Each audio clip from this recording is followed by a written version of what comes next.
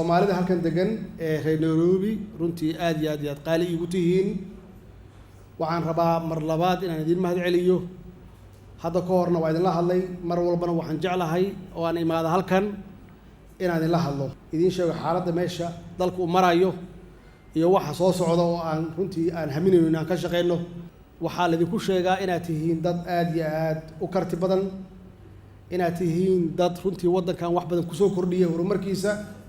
canshuurta bixiya oo intiina badan aad tihiin ganacsato arrintaasna haddii aan ogaa yaa mar walba markaan arko madaxweynaha Uhuru way xasuusiyaa wuxuu xasuusiyaa inaad tihiin dadka ugu fiican adduunka inaad tihiin dad aad u shaqaysta dad karti badan dad firfircoon dad baayac mushtarka iyo ganacsiga aad iyo aad ugu fiican dad bixiya canshuurta dalkan lagu wado mar walba aan arko way xasuusiyaa isaga kaliya ma aha marka Soomaali oo dhan meel kasta ay joogto madaxda isu keenta qaana saas ay xasuusiyaan iyaga naftigooda oo waxa ugu dambeysay hadda markii aan ka imid Kampala Uganda madaxweynaha Museveni wuxuu ka hadlayay dadweynaha Soomaaliyeed ee degan Kampala iyo ganacsatadooda iyo waddanka waxay ku kordhiyeen muddo 10 daqiiqo ah iyo 15 daqiiqo in ku dhow iyuu ka hadlayay macnaha wanaaga iyo waxay dalkiisa ku soo kordhiyeen oo waliba ay haystaan ganacsatada ganacsi ugu waaweyn oo ah petroleumka iyo trade iyo banking systemka xawaalada waxa ka sii horeysay shir bil ka hor aan ku tagay South Sudan oo madaxweynahoodana sidaas iyo si ka daran uu amaanay dadka Soomaaliyeed oo runtii dalkooda ka qaxay sida ay wax ugu kordhiyeen meesha ay degan yihiin iyo meesha ay ku nool yihiin waliba waxaa si yaab badnayd oo yaab lahayd maalintaasi oo la saxiixay maalintaas aan isku tagnay heshiiskaas madaxweynaha iyo mucaaradkiisa ay isugu yimaadeen oo loo soo baxay oo loo feesteenayay waxaa soo baxay dad gaaraya ilaa 20,000 dadkii biyaha u qaybinayay oo biyaha siinayay waxay ahaayeen ganacsatada Soomaaliyeed oo isgaratay marka macnaheedu waxay tahay dadkii ganacsatada localka ahaa oo Suudaanta waa garan waayeen dawladoodii waa garan waayeen ganacsatadeenii Soomaalidii baa garatay macnaheedu waxay ku tusaysaa dad hore oo xadaarad fog inaan nahay oo wax garta inaan nahay ama abaal leh inaan nahay marka iyaga kaliya ma aha Zambia madaxweynaha Zambia sidaas oo kale South Africa sidaas oo kale iyo hadda waxaan ognahay inay Tanzania joogaan Soomaalida ganacsatada West Africa ay joogaan laakiin su'aasha la isweydiinayo waxay tahay war dadkan saan u firfircoon oo Ilaahay xayay ka dhigay oo yaqaan sida ganacsi iyo dhaqaale loo sameeyo dalkooda maxaa ka halaysan dalkooda maxay u dhisan waayeen oo waxa soo dhaqaale u gelin waayeen waa su'aal muhiim ah oo la isweydiiyo laakiin jawaabteeda waa yara soo koobaya jawaabteedu waxay tahay dadkaas maxaan ku raahdaa dalka markuu helo madax astaamaha soo socota leh markuu helo Soomaaliya muddo yar gudaheeda iyay ku soconaysaa meel sare ku gaaraysaa intaasoo arrimoodaan soo wado markay isqabsato oo la xaqiijiyo Soomaaliya waa tagtay weliba hadee isma amaanayeen saantaasna waa jirtaa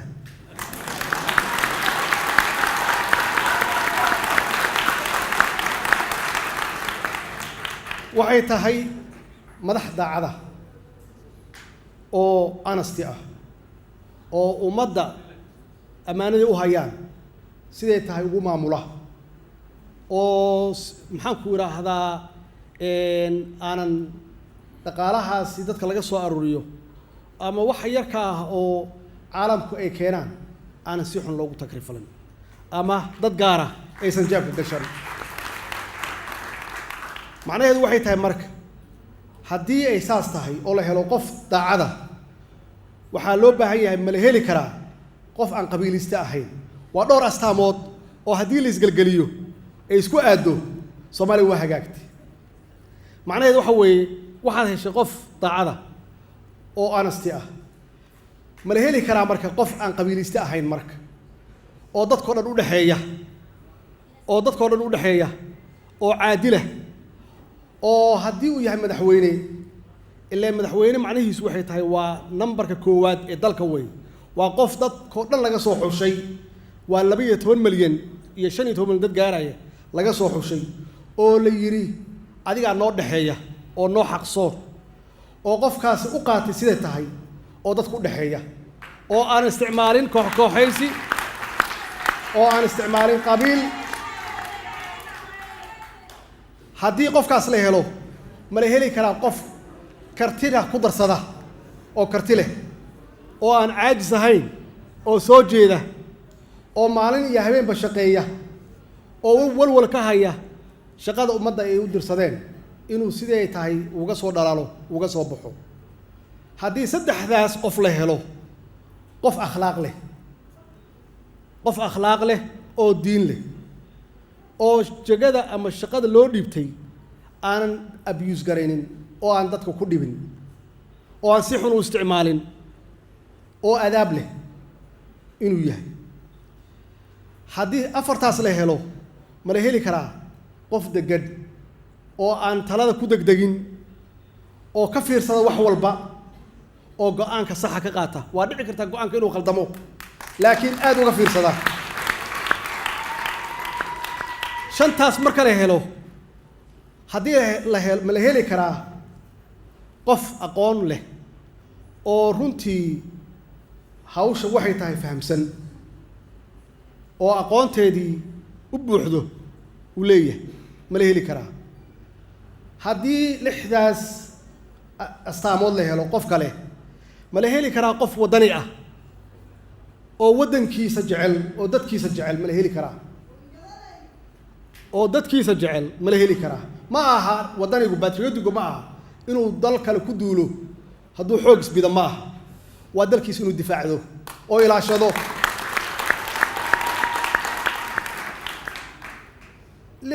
toddobadaas marka la helo qof geesinimadeeda ku darsada ma la heli karaa ku dhiirada waxa dhabta ah xitaa haddii ay qaraar tahay sidii tii aan ka qaadanay go'aankii khaliijkoo kale wax sahla ma ahayn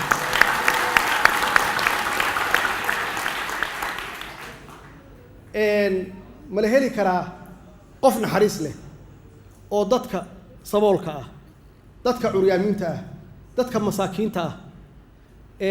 dadka agoonta ah maxaan ku idhaahdaa wax tari kara oo ka naxaaya ama u naxaaya tan ugu muhiimsan waxay tahay waxa la yidhahda emotional intelligence waxay tahay inaad dadka dareenkooda akhrin karto oo aad sensitive aad tahay oo aad garan karto waxa ka soo bixi kara qofka wuxuu yahay haddaad fiiriso dareenkiisa xaqiiqda jirto waxay tahay waa la soo laayay dhibaato badan baa dhacday dadku waa kala irdhoobi waxyaaba badan baa la rabaa marka in la ilaaliyo waxa noogu daran waxa weeye lacala qabyaaladoo kale yaa noogu daran marka in aad isha ku hayso go-aankaa qaadanayso maxay keeni kartaa ama maxay dhiba ay keeni kartaa waxaa intaas dheer sophistication qof leh oo ilbax ah oo ummadda aanan ceebeynin oo astaan qaran oo fiican leh oo maxaan ku idhahdaan meelo ku dhacdhacayn oo asturan ma la heli karaa intaas waxaa dheer oo muhiima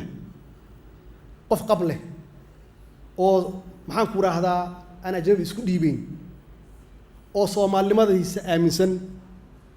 oo og soomaali waxay ahaan jirtay doonayana inuu soo celiyo qabkii soomaali ee lahaan jirtay tan muhiimka ah oo siyaasiyiinteenna inta badan ka warartay waa runsheeg iyo ballanta qof ballan waxaa loo yaqaanaa siyaasi qof beenlowa oo munaafiq ah oo xariif ah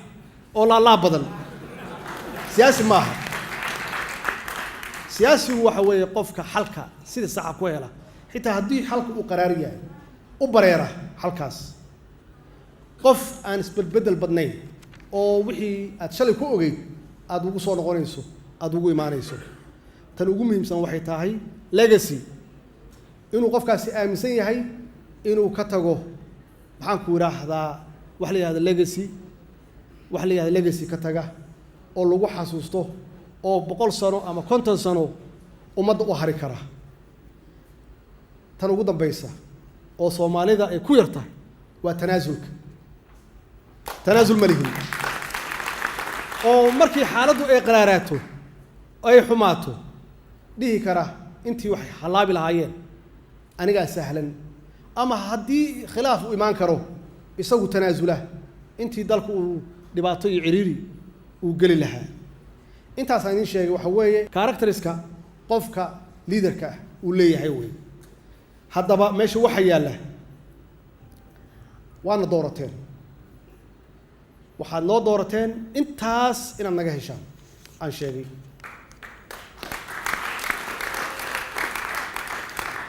marka farqiga u dhaxeeya dalalka aragteen oo burbursan oo fakhriga badan oo cudurka badan oo maxaan ku yiraahdaa qaxale oo dagaalka aan kala joogsiga lahayn uu ka socdo oo ilaahayna dhul uu siiyey qani ah iyo wadamo yar ah oo aan kheyraad lahayn oo qani ah oo ah first world ah Singapore ama wadankan la yiraahdo Norway 6 biloodna waa baraf 6 biloodna waa baraf xigeen caad qorax lama arko hal xilli kaliya wax beertaan waxay dadkooda u kaydiyeen 300 oo sano soo socota adduunka hadduu ku xumaado 300 sano ka bacdi qofka dhalan doona wixii meel u dhigeen ka warramo 300 sano ka bacdi qofka dhalan doona noloshiisu waa guaranteed maxaa yeelay awooyaashii yaa ka shaqeeyay oo ma aha siyaasiyiintu ma aha waxay u nool yihiin maanta waxay u nool yihiin inay kuwa soo socda ay noloshooda dhisaan bacdama iyaga kuwii ka horreeyay ay noloshooda soo dhiseen waddankaasi oil ayuu leeyahay iska daa Singapore maxaa lagu tilmaami karaa Singapore waa hal magaalo oo hadee qani ah oo marka loo fiiriyo ka qanisan wadamo badan oo Afrikaan ah waxa u yaalo reserve-ka ah u yaala waana hal magaalo maxaa dalna saas u yahay cirka u maraya dalna dadkiisu ay cudur ay ugu baaba'ayaan iyo baahi iyo gaajo waxaa la oran karaa ma dadka kala fiican marka mise madaxda kala fiican waa su'aal loo baahan yahay isweydiiyo waa meeshaan rabina u soo noqdo dadkeena la amaanayo maalin walba oo leeyahay dadkiina waa dad fiican maxay dalkoodu u dhisan waayeen marka waxa weeye dadka iyo leaderku waa isku xiran yihiin waxa la yiraahdaa leaderku waa muraayada dadka ay isku fiiriyaan leaderku wuxuu ka dhex yimaadaa dadka wax walba waa shacab iyo leader isla socda hoggaan iyo shacab isla socda hoggaanka marka waxaa laga rabaa kow dadkiisu inuu nabadda u horseedo kow waxaa laga rabo leaderka dalkiisa iyo dadkiisa inuu u horseedo nabad iyo nolol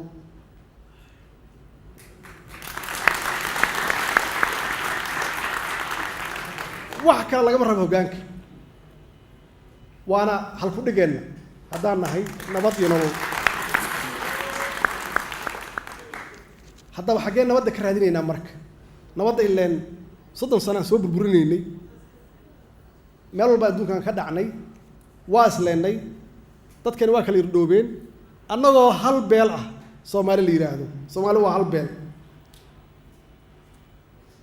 xaggee ka raadinaa nabaddiina xaggee nooga luntay in la isweydiiyaa la rabaa nabaddu waxay nooga luntay dhexdeena ma aha Soomaali waxba isuma qabto Soomaali waa la isku diray dad shisheeya yaa isku diray Soomaali burburka Soomaaliya dibadda uga yimid khaasatan markii annaga Ethiopia aan dagaalnay oo cid walba cidda kale ay ku abuurtay jabhado meeshaas way meesha Soomaaliya ku burburtay maxaana laga rabaa marka bacdama aan khibraddaas annaga aan leenahay oo dalkeeni dibadda laga burburiyay aan ognahay oo nin alla ninkii xanaaqaba uu aadayay dawladda shisheeye uu dhaqaale ka raadsanayo hub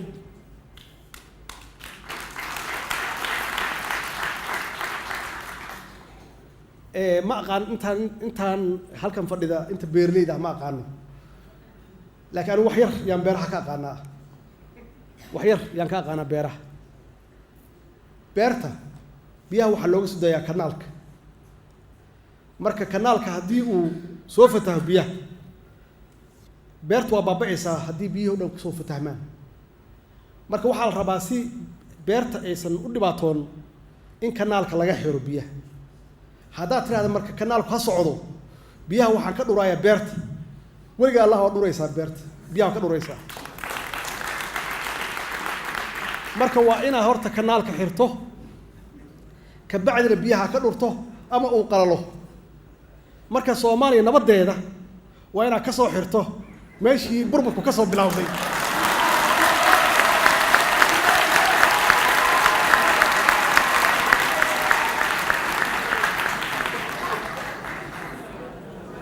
dad badan isweydiinaya war maxay Itoobiya loo leeyahay waa kanaalkii biyaha ka soo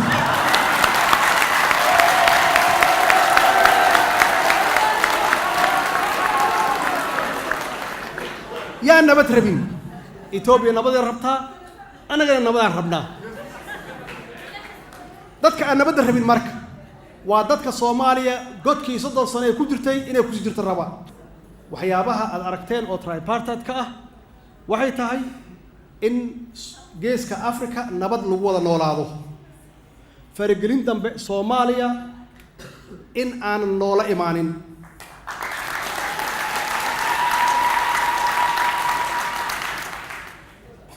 oo wax alla wixii aan kala faa'iideysan karaan kala faa'iideysano ilaa muddo dheer yaan si dhibayn oo jaajuusiin noo soo dirayeen oo nagu dhex jira marka jaajuusintii inaan shaqalaan ku ridna Soomaa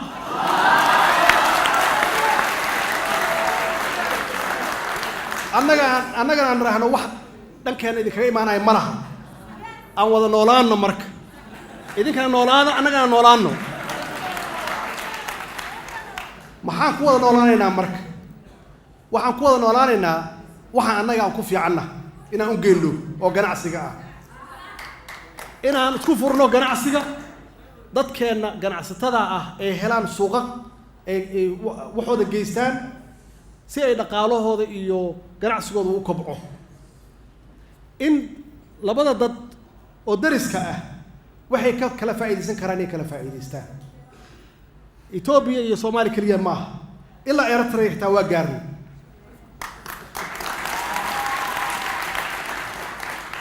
Eritrea waxaan ku gaarnay Eritrea waxa weeye waa dal runtii aan wax badan ku leenahay oo noo ogsoon inaan wax badan ku leenahay laga bilaabo 60kii ilaa maalinta iyaga xorriyadda qaadanayeen waxa ku socday dhaqaale Soomaali ee leedahay taxpayerska dadka canshuurahooda in la hubeeyo in dhaqaale la siiyo si ay u helaan xorriyadooda bini aadamku isku mid ma aha dad badan wax loo taraa jira oo annagu haddii dee 60meeyadii iyo 70meeyadii intii dawladda Soomaaliya xoog lahayd wadamo badan yaan wax ka horeen laakiin waxba nooma oga laakiin madaxweynaha Eritrea Isaias Afwerki wuu aaminsan yahay haddaysan Soomaali jirin inuusan xorriyad lahayn oo wuxuu nagu yiri aniga wafdigeyga dadkiisu wuxuu u sheegaa in xorriyadooda ay dhamaystirnayn inta Soomaaliya ay dhibaato ku dhex jirto ama ay qaybsan tahay wuxuuna diyaar u yahay inuu abaalkii gudo marka Soomaaliya inaan rabno abaalkii iska gud marka meeshaas way meesha saddexda qaybood uu ka soo galay marka ninaan abaal ku leenahay oo Soomaali abaal ku leedahay ogsoon inaan abaal ku leenahay iyo Prime Ministerka Abiy oo leader cusub ah oo doonaya geeska Afrika afkiisana iga yiri wax alla wixii aan haysano waxaan ku gadnay hub ma doonayno hub kale inaan iibsano meeshaan kaara ka iibsan lahayn waxaan ka iibsanaynaa tractor cagaf waxaan doonaynaa buu yiri dadkeena inaan u furno ganacsiga dhaqaalaha sida ay tahay hadda xirxirnaashahana horumar iyo barwaaqo dadkiis kuma gaarayaan marka dadkiis waxay barwaaqo ku gaarayaan ganacsatadeenaan u dirno oo ay baraan in la wada ganacsado la wada noolaado meeshaan u soconno waxay tahay Soomaaliya oo nabad hesha yaan u soconnaa Soomaaliya barwaaqa u soconnaa Soomaaliya oo noqota wadamada aan sheegay oo horumartay yaan u soconnaa Soomaaliya oo aan u kala qaybsanayn qabiilo yaan u soconnaa Soomaaliya oo nidaam iyo dawlad fiican heshay iyo sharci iyo kala dambeyn yaan u soconnaa waxaan u soconnaa Soomaaliya oo sharaf leh yaan u soconnaa ninka aan sharafta rabin muxuu rabaa marka ninka aan sharafta rabin wuxuu rabaa maanta kaliya rabaa laakiin annaga waxaan u soconnaa biri iyo 100 sano dambe yaan u soconnaa qofka maanta u socdo wuxuu rabaa luf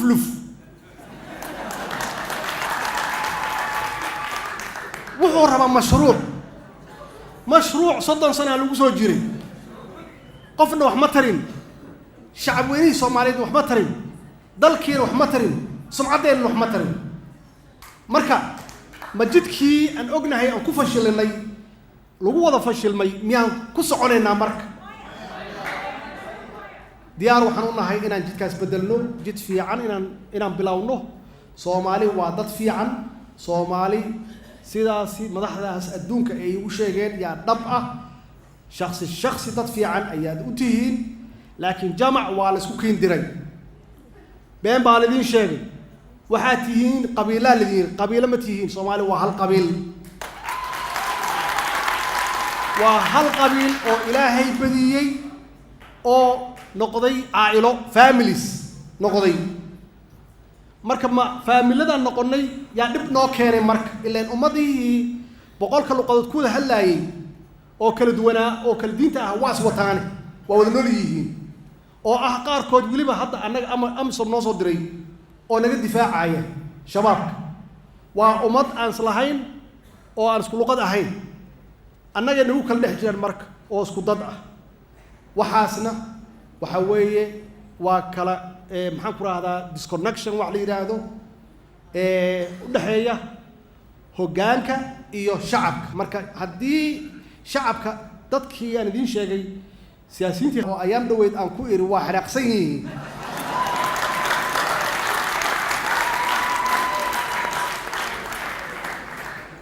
oo qofka hadduu xanaaq wax walba iska leeyahay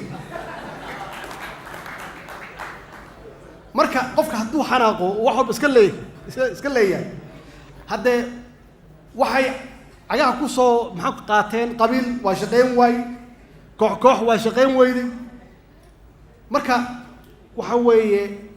inaan u sheegno shacabka Soomaaliyeed inuu majuur noqdo inuu bislaaday muddo dheer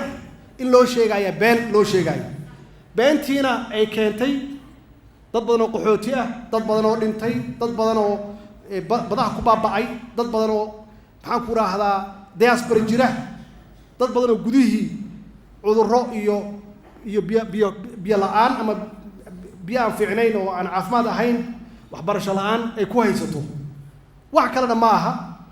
waa beentii loo sheegayo lagu kala qaybinayo ummadda haddii ummad la kala qaybiyana awoodeedii waa isdhintay marka inaan u sheegno dadkaas siyaasiyiinta caraysan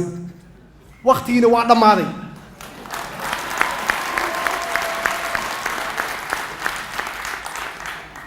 ayaama hore waxay wadeen inay yiraahdaan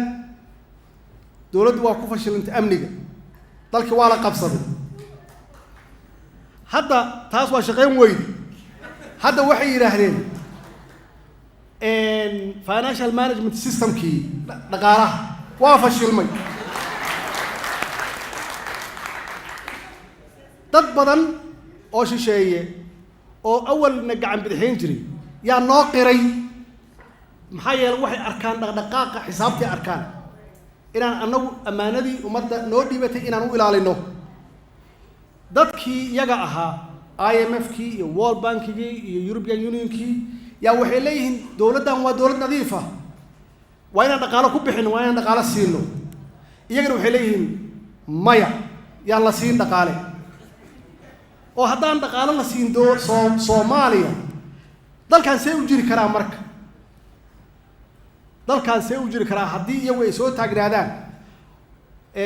annagoo shaqaynayna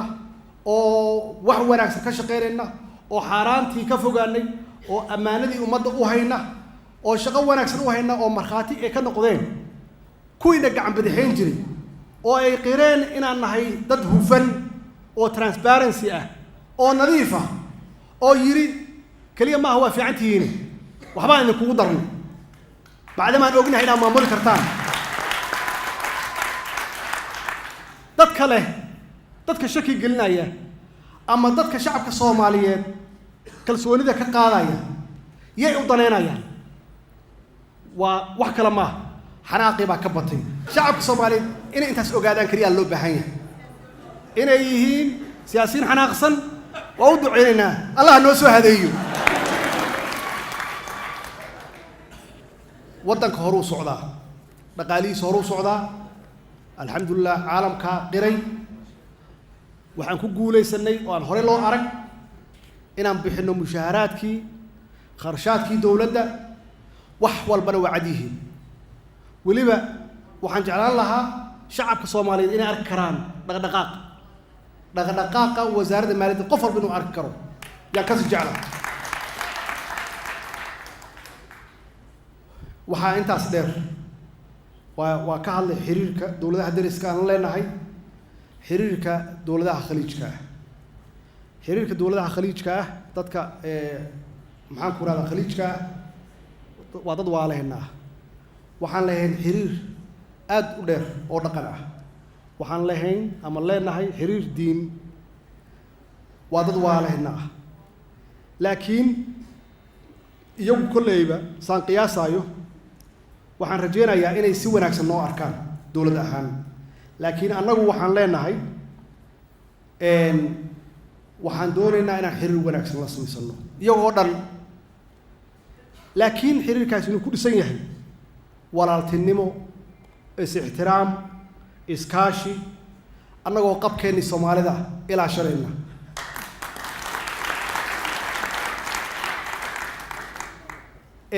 maxaa yeelay annagu Soomaali baan nahay waa dhab xaalad xun yaan ku jirnaa laakiin xaalad xun aan ku jirno ma aha permanent ma aha xaalad xun permanent ma aha xaalad fiicanna permanent ma aha joogta ma aha xaaladda xun qofku waxaa laga yaabaa inuu galo xaalad ka sii fiican qofkii xaaladda fiican ku jiran waxaa laga yaabaa inuu xaalad xun u galo wax permanent ah ma jiro marka annagoo xaaladdeenu saas tahay dhaqaale xumo ayna hayso weli Soomaali baan nahay waxaan nahay dad qable waxaan nahay dad jecel in la ixtiraamo annaguna in dadka waa ixtiraamnaa intaas kaliya aan adduunka weydiisanaynaa dowladda dhexdeeda waqtigan oo kale waxaa lagu jiri jiray laba dowladood oo isgarab dhaaftay iyo wasiiro ordaya oo raadinaya xilka inay qabtaan iyo dowlad wareersan oo ku jirta oo isdabayaacayo shaqadii dowladduna istaagtay caalamku inuu leeyahay war dadkan waxba kama bartaan miyaa wixii shala soo maray waa ka gudubna hawshaas waa taan idiin sheegay waxaan uga gudbeynaa tanaasul wax walba waxaan u tanaasulaynaa shacabka Soomaaliyeed dowladda dhexdeedu meeshii ugu fiicneed iyo maraysaa xiriirkii dowladda dhexdiisa maxaa yeelay wax personal ah ma jiro wax dan gaar ah ma jiro haddii arrin ay timaado culus waa loo dadbadsadaa waxaa ka soo baxa fakarka ugu fiican oo shacab weynaha Soomaaliyeed u fiican yaa ka soo baxa maxaa yeelay qof dan gaara ku wata ma jiro taasaa waxay keentay khilaaf inuusan jirin marka oo laisu tanaasulo saas darteed dowladda dhexdeedu meel fiican ayay maraysaa waa iska jiraan kuwaan idiin sheegay oo iska caraysan oo iska qaylinaya laakiin annagu horaan u soconaynaa insha allah hadduu ilaah yidhaahdo horaan uga soconaynaa waxaan rajaynaynaa hadduu eebbe yidhaahdo in saas 4 sano ay ku dhammaato election lagu galo oo qof walba oo Soomaaliyeed intaan idiin sheegay oo astaamaha ahaa aad ku doorataan qofka aad rabtaan aydan ku dooran war hebel yuu yahay iyo hebel saaxiibaan nahay iyo hebel dan gaaran ku wata aydan ku dooran oo aad ku doorataan astaamaha idiin sheegay oo weliba bacdama 18 sano hadda la soo socday oo 2 sano ka bacdi ay tagayso 20 sano intii waxaan ka wadaa kumeel gaarka laga soo bilaabay Djibouti 20 sano ay galayso maalin walbaba qof cusub in la raadiyo oo la yiraahdo ha lagu dayo de waxay keenaysaa maalin walba meesha in la taagnaado 20 sano waa haysataan dadku waa la kala yaqaanaa qof walba wuxuu yahay ku doorta marka waxaan rajaynaynaa in saasi ay u dhacdo doorashada hadduu ilaah yiraahdo dowladdan saan idiin sheegnay 3 arrimood ayaa u muhiim ah 3 arrimood ayaa u muhiim ah 3daas arrimood waxay tahay waana arrimaha dowladaha aan ku dayanayno oo hore u maray ay ku guuleysteen waa koow musuqmaasuq la'aan dowladdu waa inay tahay dowlad aan musuqmaasuq lahayn oo si hufan qof walba wuxuu shaqaystay uu helayo wax dheeraad ahna uusan raadinayn tan labaad in lagu bixiyo darajo ama xil lagu bixiyo qaabkii aan naqaanay oo ahayd qabiilka iyo qabyaaladda oo lagu bixiyo qofku muxuu tari karaa muxuu yaqaanaa muxuu hawshaan ka qaban karaa lagu siiyo darajada lagu siiyo aan lagu siinin qofkan waa qabiil ku dhow ama waa qof aad saaxiibatihiin ama qof aad dan ka leedahay tan saddexaad waxay tahay in institutionkii dowladda aan dhisno oo institutionka dowladdu uu noqdo institution shaqeeya dalku hadduusan institution lahayn haddee waxa weeye sida aan nahay yay ahaanaysaa marka inaan raadinno qof walba qof ka fiican yahay inaan raadinno dadkana aan tababarno si hawshaasi ay saas ay ugu hagaagto ugu dambeyn saad la socotaan waxaan bilownay oo la yiraahdo isxilqaan oo aan doonayno dalka inaan dib ugu dhisno oo aan doonayno dalkan dowlad kaliya ma dhisi karto maxaa yeelay dumintiisu waa sahal laakiin dhismihiisu wuxuu u baahan yahay waqti iyo dhaqaale fara badan ayuu u baahan yahay dhaqaalihii lama hayo waqtigiina lama hayo labadaba waxaan rabnaa waqti yar inaan dalka ku dhisno dhaqaalahana aan dadka ka helno hadday noqoto xoog iyo hadday noqoto xoolo iyo hadday noqoto xirfad saddexdaasba inaan ka helno isxilqaan waxaa ka mid ah dalka inaan dib u xoreyno oo qolooyinkan horarka ah oo manaxayaasha ah shabaabka ah aan dalka ka xoreyno oo Soomaaliya loo soo diray inaysan nabad noqon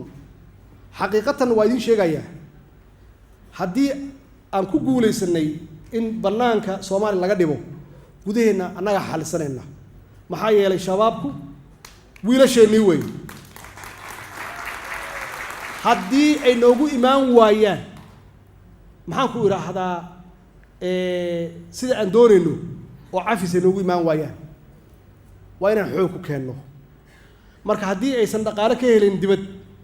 haddii aysan hub helaynin waqtigay sii jiri karaan waa waqti kooban waxaan ku kalsoonahay marka haddii qof walba oo Soomaali uu xil iska saaro uu yiraahdo dalkan inaan dib u xoreeyo way waa ka xoreyn karnaa cid walba oo Soomaaliya soo hujunta waa ka xoreyn karnaa tan saddexaad oo xilqaan aan ku wadno waxay tahay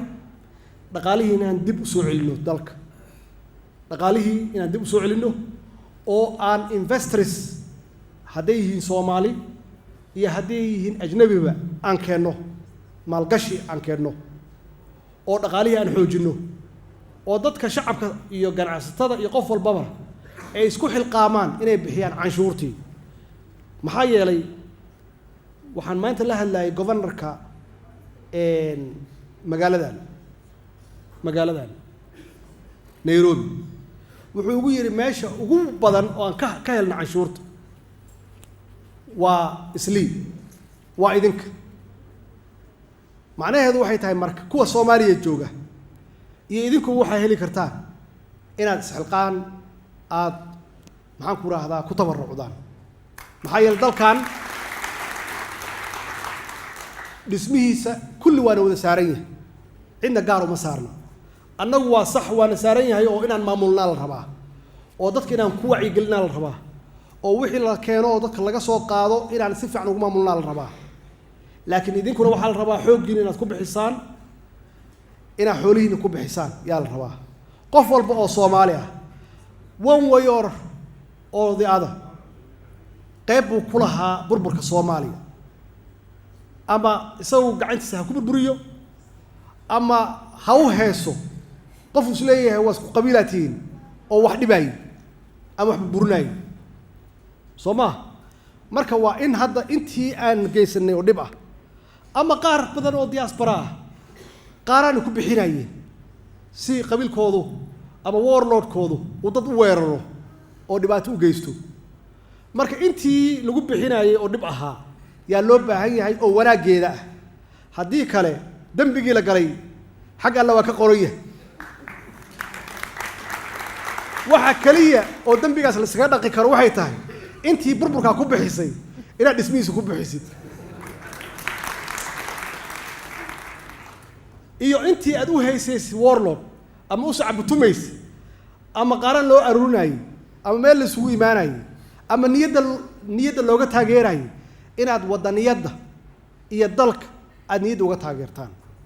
oo dawladdan gacan u siisaan maxaa yeelay dawladdan maanta joogtaa laakiin annagu waxaan u diyaarinaynaa wax alla waxaan qabanayno dadka naga dambeeyaan u diyaarinaynaa waa tii aan idin sheegay weey maanta waxaan u qabanaynaa maanta inaan cunno ma ah waxaan u qabanaynaa birri dadka soo socda in dhibka annaga aan marayn inaysan marin yaan hawsha u wadnaa marka hawsha haddii lagu sii daayo 4 qof ama 5 qof oo la yiraahdo hay iswada la yiraahdo waad ka daba imaanaynaa haddee waxa weeye 20 sano la iswadaay waan naga daba imaan weydeen marka waxaa la rabaa hadda in la isla jaan qaado oo la isgarab socdo oo la wada jiro oo dalkan dhismihiisa qof walba oo Soomaali ah uu qayb ka noqdo yaa la rabaa waa haddii aan doonayno dalkeenna inuu la tartamo meeshaan Kenya kale Uganda kale iyo caalamka inta kale haddaan doonayno inuu la tartamo waxaa la rabaa qof walba inuu isxilqaamo oo qof walba dalka uu geliyo wax alla wixii awoodiisa waadi salaamay wa salaamu calaykum